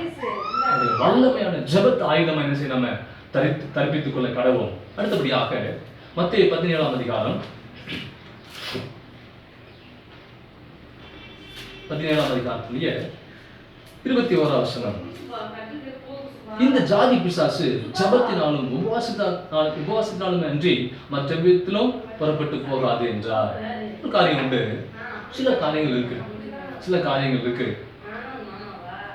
அதாவது ஜாதி பிசாசு என்ன? ஏசப்பா ஜாதியை பற்றி சொல்றாரா? நோ. பிசாசுகள் சில அவங்க டிவிஷன் மாதிரி இருக்கும். அப்படி சில பிசாசுகள் ரொம்ப அடம் பிடிக்கும். அது அப்படி சொல்லக்கூடாது. ரொம்ப அடம் பிடிக்கக்கூடிய பிசாசுகள். சோ அதுல உடனே என்ன செஞ்சிடாது, உடனே புறப்பட்டு போகாது. என்ன செய்யணும்? அந்த இடத்துல வல்லமையான ஜபமும் உபவாசமும் என்ன செய்யும்? அவைகளை நொறுக்கும், அவைகளை வேரோடு பிடுங்கி பாதாளத்துல அழித்து போட வல்லமை உள்ளது. அந்த இடத்துல என்ன செய்யணும்? வல்லமையாய் அதிகாரத்தை எடுத்துக்கொண்டு ஜெபிக்கணும். உபவாசம் பண்ணி ஜெபிக்கணும். இப்படி பண்ணி ஜெபிக்கும் பொழுது குடும்பத்துல அநேக காலமாய் சில காரியங்கள் விடுதலை ஆகவே முடியாது. எப்படிப்பட்ட காரியங்கள் மனதில் படும் என்று சொன்னாலும் அந்த குறிப்பிட்ட காரியங்கள் மனதில் வைத்து தொடர்ந்து வல்லமையாய் ஜெபித்துக் கொண்டே வாங்க, உபவாசித்து ஜெபித்துக் கொண்டே வாங்க. ஆமென். நிச்சயமாய் அந்த பெரிய பர்வதம் ஒரு நாள் 2ஆக பிளக்க ஆரம்பிக்கும். ஒரு சிறிய ஒளி சுத்தி எடுத்து ஒரு பெரிய பாறாங்கள் ஒரு நாளைக்கு ஒரு 10 அடி அடிங்க ஒரு குறிப்பிட்ட இடத்துல அடிச்சு. நீங்க எப்படி தொடர்ந்து அது குறிப்பிட்ட இடத்துல அடிச்சுட்டே இருங்க. நிச்சயமாய் சொல்லுகிறேன் ஒரு நாள் அந்த பாறையில விரிசல் உண்டாகும். ஒரு நாள் அந்த பாறை என்ன செஞ்சிடும்? 2ஆய் பிளந்து விட ஆரம்பிக்கும். இதான் உண்மை.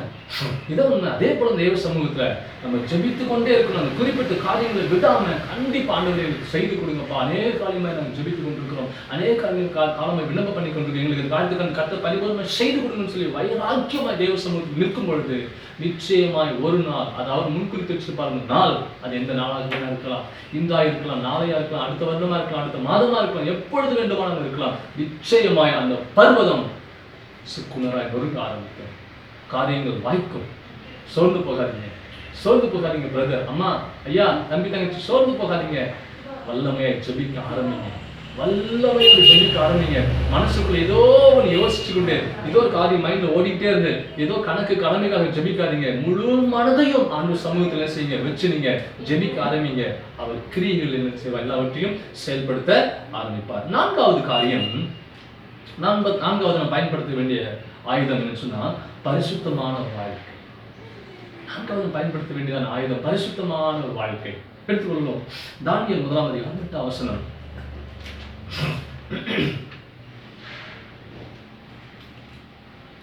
தானியேல் 1ஆம் அதிகாரம் 8ஆம் வசனம் நம் யாருக்கும் தெரிந்ததுதான். தானியேல் ராஜாவின் போஜனத்தினாலும் அவர் வானம் பண்ணும் திராட்சை ரசத்தினாலும் தன்னை தீட்டுப்படுத்தல் ஆகாது என்று தன் இருதயத்தில் தீர்மானம் பண்ணி கொண்டு தன்னை தீட்டுப்படுத்தாதபடி தானியேலின் தலைவனிடத்தில் வேண்டிக் கொண்டான். பரிசுத்தத்தை காத்துக் கொள்வதற்கு நாம் தீர்மானம் பண்ண வேண்டும். பரிசுத்தத்தை, உள்ளான பரிசுத்தத்தை ஆவியானவர் நமக்குள்ள வாசம் பண்ணி கொண்டிருக்கிறார், வசித்துக் கொண்டிருக்கிறார், தரிப்பித்திருக்கிறார். அந்த உள்ளான அந்த பரிசுத்த வாழ்க்கை காத்துக்கொள்ள என்ன செய்யணும்? சில தீர்மானங்கள் எடுக்க வேண்டும். அந்த பரிசுத்த வாழ்க்கை குறித்து ஒரு தீர்மானங்கள் எடுக்க வேண்டும். தானியேல் தீர்மானம் பண்ணினார். ராஜ போஜனத்தினால் நாம் தீட்டுப்படுத்தப்பட்டு போகக்கூடாது, அவரை துக்கப்படுத்தி விடக்கூடாதுன்னு சொல்லி அந்த காரியத்தில் ஒரு தீர்மானம் பண்ணினார். எனக்கு வேண்டாம் இந்த ராஜ போஜனமோ, இந்த திராட்சை ரசமோ, மதுபானங்களோ, இந்த விளைவு ஆகாரம் எதுவும் எனக்கு வேண்டாம் என்று சொல்லி தனக்குள்ள ஒரு தீர்மானம் பண்ணி கொண்டார். என்கண்பான தேவஜனமே, கிறிஸ்தவ வாழ்க்கையில வாழ்ந்து கொண்டிருக்கிறோம், ஆவிக்குரிய வாழ்க்கையில வாழ்ந்து கொண்டிருக்கிறோம். நமக்கு அந்த பரிசுத்த வாழ்க்கைக்காக சில தீர்மானங்கள் எடுப்பது அவசியம்.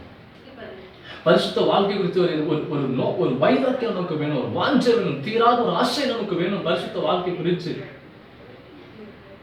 கண்பானவர்களே, அசுத்தமும் பரிசுத்தமும் ஒரே இடத்துல இருக்க முடியாது. அசுத்தமானதும் பரிசுத்தமானதும் ஒரே இடத்துல வச்சு பார்க்க முடியாது. நல்லா இருக்காது, அது செட் ஆகாது. இது செப்பரேட், அது செப்பரேட், அவ்வளவுதான். அது வேற இடத்துல இருக்கும், இது வேற இடத்துல இருக்கும், அவ்வளவுதான். இன்னும் நமக்குள்ள எப்படிப்பட்ட காரியங்கள் இருக்கு? இருந்தா ஒண்ணுதான் உள்ள வாசிக்கணும். இருக்கும் என்று சொன்னால் ஒண்ணுதான் நமக்குள்ள இருக்கணும், அதை ஆளுகை செய்யணும். ஒண்ணு பரிசுத்தம் நமக்குள்ள இருக்கணும், இல்லைன்னு சொன்னா அதுக்கு மாறான காரியங்கள் இருக்கணும். ஆனா ரெண்டுமே நமக்குள்ள மாறி மாறி மாறி வந்து போகுதுன்னு சொன்னா ஏதோ ஒரு வேஷம், ஒரு மேஜிக் மாதிரி நடந்துகிட்டு இருக்கு. இன்னும் முழுமையா என்ன செய்யலன்னா நம்ம ஒப்பு கொடுக்கல, பரிசுத்த வாழ்க்கைக்கு முழுமையா நம்ம ஒப்பு கொடுக்கல. இன்னும் எகிப்துக்கு முழுசா நம்ம வெளியே வரலன்னு சொல்லி அர்த்தம். இன்னைக்கு நாம ஒரு தீர்மானம் பண்ணுவோம். தானியேல் இந்த சூழ்நிலை, அந்த சூழ்நிலையில வேறு ஒரு இந்த காலத்து ஒரு வாலிபன் இருப்பான்னு சொன்னா சந்தோஷமா அடிச்சு புசிச்சு குடிச்சு என்ஜாய் பண்ணிருப்பான். ஆனால் தானியேல் தனக்குள்ள இருந்த பரிசுத்தமுள்ள தேவனை ஒரு நாளும் துக்கப்படுத்தி விடக்கூடாது என்பதற்காக தீட்டுப்படுத்தாதபடிக்கு பிரதானிகள் தானியேல் போய் வேண்டிக் கொண்டார். எனக்கு அதெல்லாம் வேண்டாம், எனக்கு பருப்பு மரக்கறி மாத்திரம் கொடுங்க என்று சொன்னார். நாம் எப்படி பரிசுத்த காரியத்துக்காக என்னென்ன காரியத்தை தீர்மானம் பண்ணுகிறோம்? சற்று சிந்திச்சு பார்க்கலாமே. பரிசுத்தத்துக்காக எதை விட முடியுமோ அதை விட்டுட்டு எதை எடுக்க முடியுமோ அதை எடுத்து நம்ம வைராக்கியமாய் கிறிஸ்துவின் பார்த்து உறுதியாய் பற்றி பிடித்துக் கொள்ள கடவோம். சில வசனங்களை வாசிக்கலாம். யோசுவா 3ஆம் அதிகாரம் 5ஆம் வசனம்.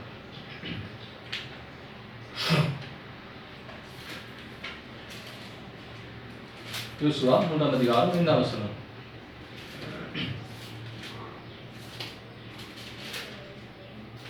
யோசுவா ஜனங்களை நோக்கி, உங்களை பரிசுத்தம் பண்ணிக் கொள்ளுங்கள், நாளைக்கு கர்த்தர் உங்கள் நடுவிலே அற்புதங்களை செய்வார் என்றார். இஸ்ரவேல் ஜனங்களை நோக்கி யோசுவா சொல்றாரு, இன்றைக்கு உங்களை பரிசுத்தம் பண்ணிக் கொள்ளுங்கள், நாளை கர்த்தர் உங்கள் நடுவிலே அற்புதங்களை செய்வார். எனக்கு இந்த காரியம் நடந்து விடாதா, எனக்கு இந்த ஒரு நன்மை நடந்து விடாதா, எனக்கு இந்த ஒரு அதிசயம், இந்த அற்புதம் வாழ்க்கை நடந்து விடாதா, இந்த காரியம் எனக்கு நடக்க வேண்டும் என்று சொல்லி பலவிதமான காரியங்களும் எதிர்பார்க்கிறோம், பலவிதமான காரியங்களும் ஏங்குறோம். ஆனா கர்த்தர் நமக்கு கொடுக்கிற வார்த்தை, இன்று நம்ம என்ன செய்யணும்? நம்மளை பரிசுத்தம் பண்ணிக்கொள்ள வேண்டும், நம்மளை சீர்படுத்திக் கொள்ள வேண்டும், நம்மளை ஸ்திரப்படுத்திக் கொள்ள வேண்டும், நம்மளை சுத்திகரித்துக் கொள்ள வேண்டும். விட வேண்டிய காரியம் விட்டுறணும், வேண்டாத காரியங்களை தூக்கி எறியணும், சேர்த்த வேண்டிய காரியங்களை சேர்த்தணும், வெட்ட வேண்டிய காரியங்களை வெட்டி எறியணும், பிடுங்க வேண்டிய காரியங்களை பிடுங்கி எறியணும். நாளை அற்புதங்கள் நடக்கும். ஆமென். நீ டைரக்டா அற்புதத்தை மாத்திரம் எதிர்பார்த்து போவோம் என்று சொன்னால் நிச்சயமா நடக்காது. சுத்தம் உள்ள சுத்திகரிக்கப்பட்ட ஒரு பால் சகோதரர் கொண்டு வராங்க, நம்ம வீடுகளில் வெளியில கொண்டு வருவாங்க, நம்ம வெளியே ஒரு பாத்திரத்தை கொண்டு போனா ஊற்றுவாங்க. அந்த பால் சுத்தமா பரிசுத்தமா தான் அசுசி இல்லாம இருக்கும். ஆனா கொண்டு போகிற பாத்திரத்துல ஏதோ ஒரு அழுக்கு இருக்கும் என்று சொன்னால் நிச்சயமாய் சொல்லுகிறேன், அதுல ஊற்றப்பட்ட முழு கொள்ளளவுள்ள அந்த பாலும் கெட்டு நாசமாயிடும். ஆமென். நம்ம என்ன செய்யணும்? பாத்திரத்தை சுத்தப்படுத்தணும், இந்த பாத்திரத்தை சுத்தப்படுத்தணும், இந்த பாத்திரத்தை சுத்திகரிக்கணும், இந்த பாத்திரத்தை பரிசுத்தப்படுத்தணும், இந்த பாத்திரத்தை என்ன செய்யணும்? தகுதிப்படுத்தணும். தகுதிப்படுத்தி நம்ம போவோம் என்று சொன்னால் நாளைக்கு அற்புதங்கள் அதிசயங்கள் நிச்சயமா என்னோட வாழ்க்கையில நடக்கும். ஆமென். ஆமென். ஆயத்தமாகுங்க, ஆயத்தப்படுங்க. நாளைக்கு அற்புதங்கள் தானா என்ன செய்யும்? கர்த்தர் கொண்டு வந்து கொடுப்பார். அது கண்டிப்பா கர்த்தர் செய்வார். சரி, அடுத்த வசனம் போலாம். அதே யோசுவா 5ஆம் அதிகாரத்துடைய 15ஆம் வசனம்.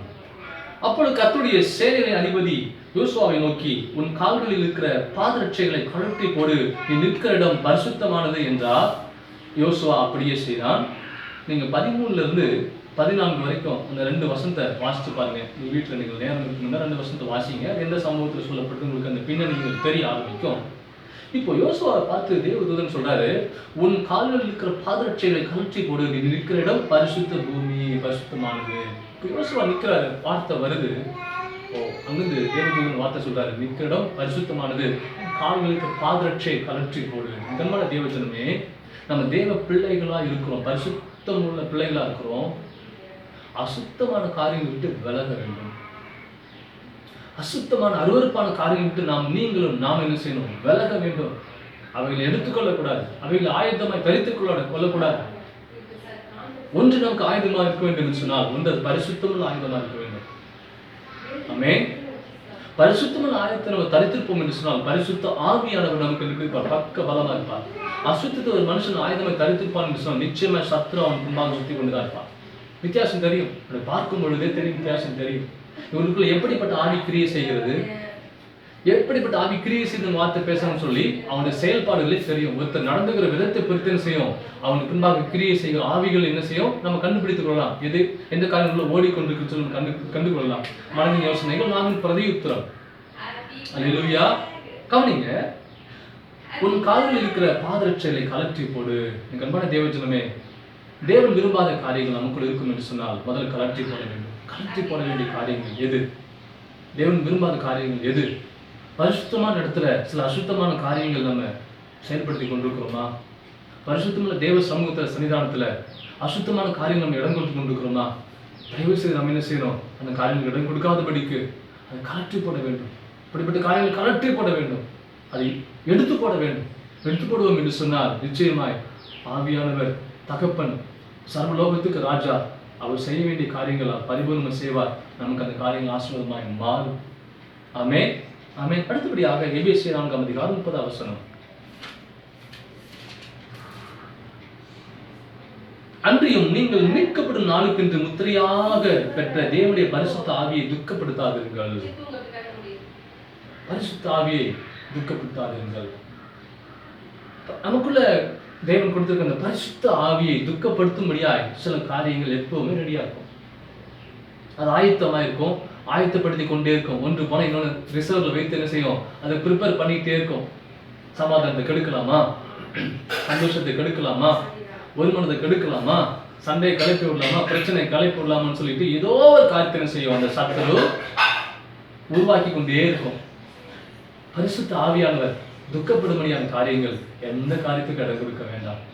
பரிசுத்தாவின் துக்கப்பட்டு விடுவாரா? நோ, அது இடம் கொடுக்காதீங்க. பரிசுத்தாவின் வேதனைப்படியான காரியத்தை எதுக்கு நீங்க இடம் கொடுக்க வேண்டாம். அவர் துக்கப்படுத்த வேண்டாம். பரிசுத்தத்தை நம்ம என்ன செய்யணும், காத்துக்கொள்ளணும். நமக்குள்ள வசிக்கிற பரிசுத்த ஆவியானவரை துக்கப்படுத்தாதபடி நம்ம காத்துக்கொள்ள வேண்டும். ரொம்ப சென்சிட்டிவான, ரொம்ப சென்சிட்டிவான, ரொம்ப ஜென்டில் மேன். பொறுத்து பாப்பா கொஞ்சம் காலங்கள். இதுக்கப்புறம் நம்ம மீறி அவரை நம்ம துக்கப்படுத்திட்டே இருந்தோம்னா சத்தம் போடாமல் போயிடுவார், சத்தமே போடாமல் போயிடுவார். அன்னைக்கு முடிந்தது என்ற அர்த்தம். அப்படிப்பட்ட சூழலை உங்களுக்கும் எனக்கும் வராதபடிக்கு ஆவியானவர் தாமே நம்மை காப்பாரார். இன்னும் சில காரியங்கள் நம்ம பார்ப்போம். 5வது காரியம், 5வது ஆயுதம் தேவன் மீது விசுவாசம் வைப்பது. 5வது ஆயுதம்னா இயேசுப்பா மேல நாம் வைத்திருக்கிற விசுவாசம்.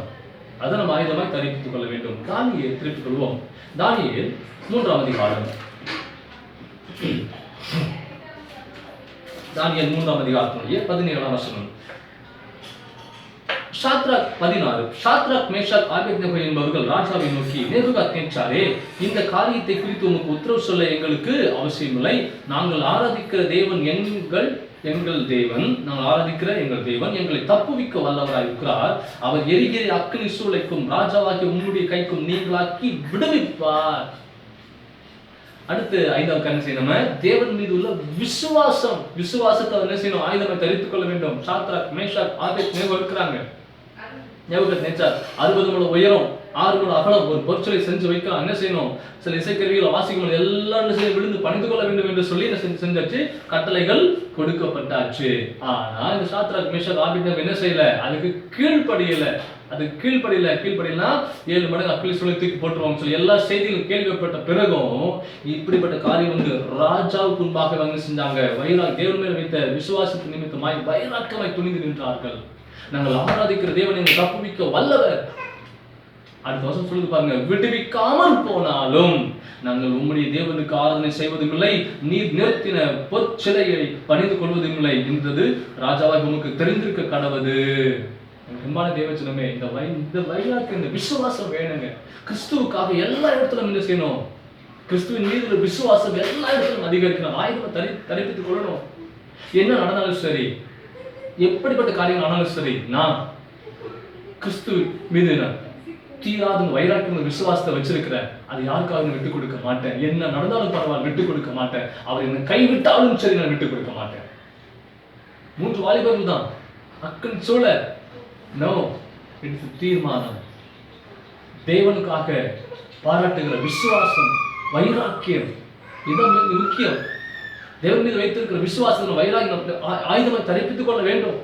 வாலிபர் 3 பேர் துணிஞ்சு தைரியமா சொல்றாங்க, நோ, என்ன செஞ்சாலும் சரி, என்ன செஞ்சாலும் சரி. ஆனா அவங்களுக்குள்ள ஒரு விசுவாசம் இருக்கும், என் தேவன் நிச்சயமா எங்களை கைவிட மாட்டார், ஆராதிக்கிறத நிச்சயமா எங்களை கைவிட மாட்டார், எங்களை தப்பு வைப்பார், நிச்சயமா தப்பு வைப்பார். அந்த விசுவாசம் உங்களுக்கு எனக்கு வேணும். பிரதர் சிஸ்டர், உங்களுக்கு எனக்கு அந்த விசுவாசம் கண்டிப்பா வேணும், நிச்சயமாய் வேண்டும். ஆயுதமாய் தரிப்பித்துக் கொள்ளுங்க. அந்த 3ஆம் அதிகாரம் நீங்க முழுசா வாசிச்சு பார்த்தீங்கன்னா இந்த சம்பவம் அழகா இருக்கும். வாசிச்சுட்டு கண்களை மூடி அந்த வார்த்தைகளை அப்படியே நீங்க தியானிச்சு பாருங்க. ஒரு விஷுவலைஸ் ஒரு படங்களை பார்த்தது போலவே இருக்கும். அவ்வளவு மகிமையா நம்முடைய பிள்ளையை நடத்தி கொண்டு வந்திருக்கிறார் என்பது நமக்கு தெளிவாய் தெரிய ஆரம்பிக்கும். 1 பேதுரு 1ஆம் அதிகாரம் 7ஆம் வசனம்.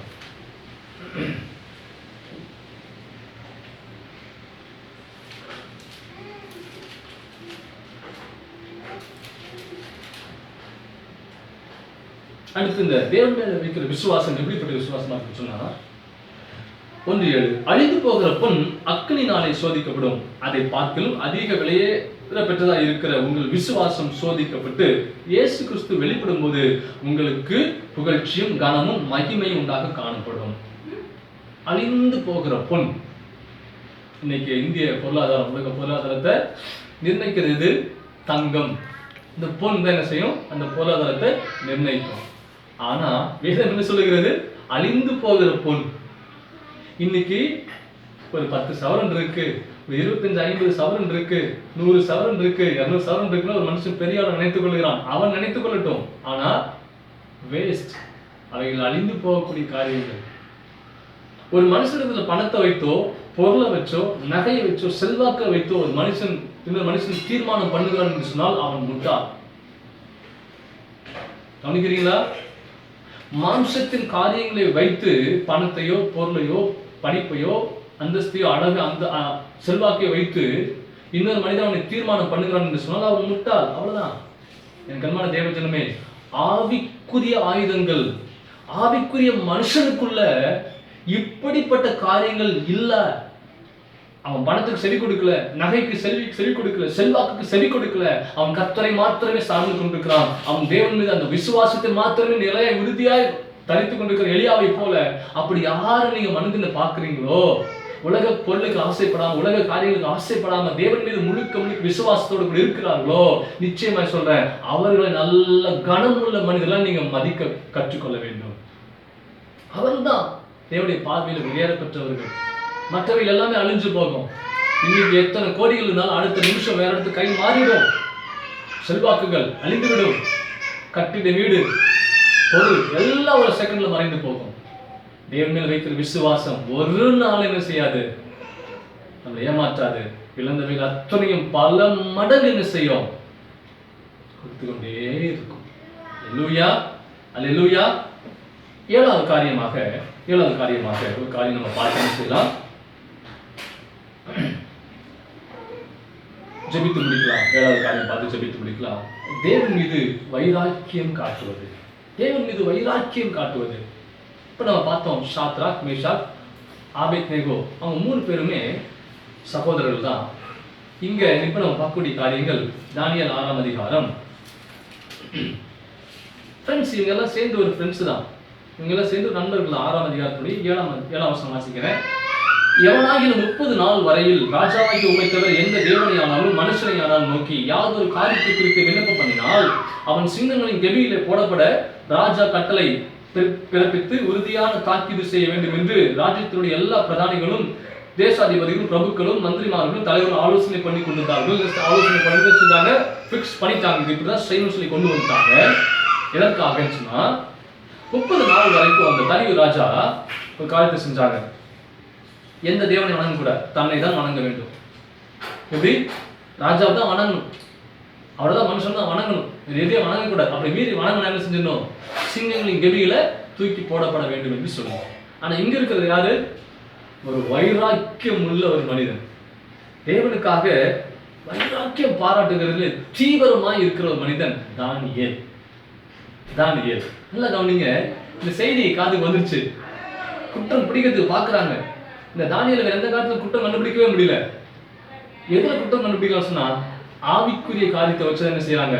குற்றம் கண்டுபிடிக்க பார்க்கிறாங்க. கவனிங்க 10ஆம் வசனம். தானியேலோ என்றால் அந்த பத்திரத்துக்கு கையெழுத்து வைக்கப்பட்டது என்று அறிந்த போதிலும் தன் வீட்டுக்குள்ளே போய் தன் மேல் அறையிலே எருசலேமுக்கு நேராக பலகணிகள் திறந்திருக்க அங்கே தான் முன் செய்து வந்தபடியே தினம் 3 வேளையும் தன் தேவனுக்கு முன்பாக முழங்கால் படியிட்டு ஜெபம் பண்ணி ஸ்தோத்திரம் செலுத்தினான். அப்பொழுது அந்த மனுஷர் கூட்டம் கூடி தானியேல் தன் தேவனுக்கு முன்பாக ஜெபம் பண்ணி விண்ணப்பம் செய்கிறதை கண்டார்கள். கவனிக்கிறீங்களா? எதுல குற்றம் பிடிக்கிறான் கவனிக்கிறீங்களா?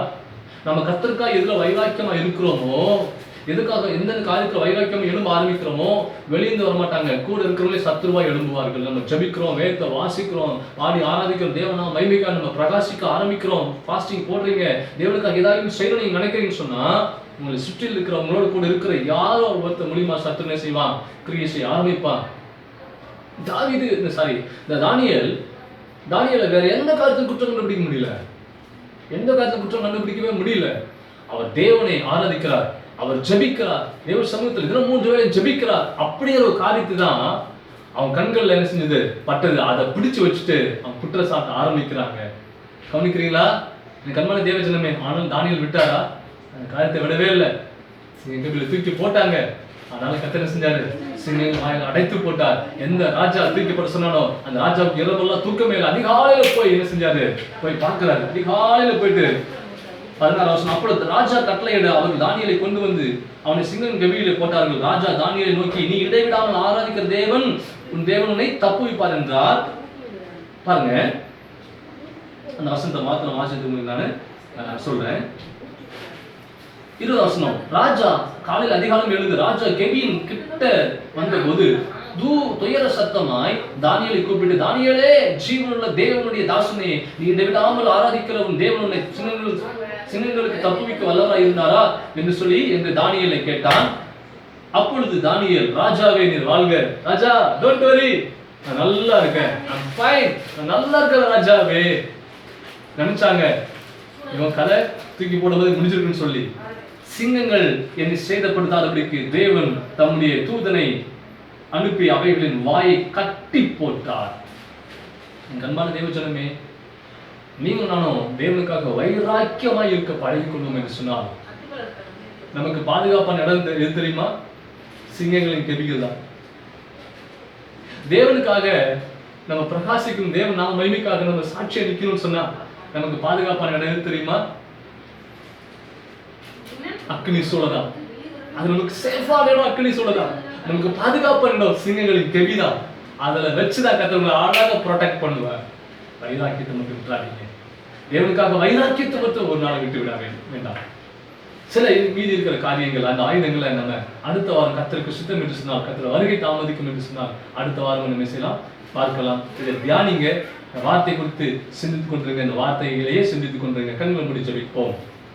பரலோக பிதாவே, நன்மையான ஆசீர்வதிக்கப்பட்ட நாளுக்காக நன்றி செலுத்துகிறோம். என்னோடு கூட பேசின வார்த்தைக்காக நன்றி செலுத்துகிறேன் சப்பா. இதை கேட்ட ஒவ்வொரு ஜனங்களையும் கர்த்தர் நீர் உடைய வார்த்தையினால், வசனத்தினால் அவங்க இருதயங்களை கர்த்தர் நிரப்பும்படியாய் ஜெபிக்கிறோம். இவைகளை ஆயுதமாய் தரித்துக் கொள்ள கர்த்தர் கிருபை செய்வீராக. ஆண்டவரே, இதுக்கெல்லாம் சமூகத்தை ஜெபித்துக் கொண்டிருக்கிறான் அந்த காரியத்தை பதிலை விரைவில் கொண்டு வரும்படியாய் ஜெபிக்கிறோம். இந்த வாரத்துல ஒரு அற்புதம், அதிசயம், நன்மை என்னுடைய வாழ்க்கையில் நடப்பதாக சொல்லி கட்டளை கொடுக்கிறேன். அத்தனை பேர் பிதாகுமான் பரிசுத்தாவின் நாமத்தினால வாழ்த்தி ஆசீர்வதித்து ஜெபிக்கிறோம். ஆசீர்வாதமாய் இருப்பார்களாக. இயேசுவின் ரத்தம் ஜெயம், இயேசுவின் ரத்தம் ஜெயம். இயேசு கிறிஸ்துவின் நாமத்தில் ஜெபிக்கிறோம். ஜெபிக்கிறோம் பிதாவே, ஆமென், ஆமென். என் ஆத்துமாவே கர்த்தரை ஸ்தோத்திரி, என் முழு உள்ளமையோடு பரிசுத்த நாமத்தை ஸ்தோத்திரி. என் ஆத்துமாவே கர்த்தரை ஸ்தோத்திரி, அவர் செய்த சகல உபகாரங்களையும் மறவாதே. ஆமென், ஆமென். அல்லேலூயா, அல்லேலூயா, அல்லேலூயா. கர்த்தர் தாமே உங்கள் ஒவ்வொருவரையும் ஆசீர்வதிப்பாராக. ஆமென்.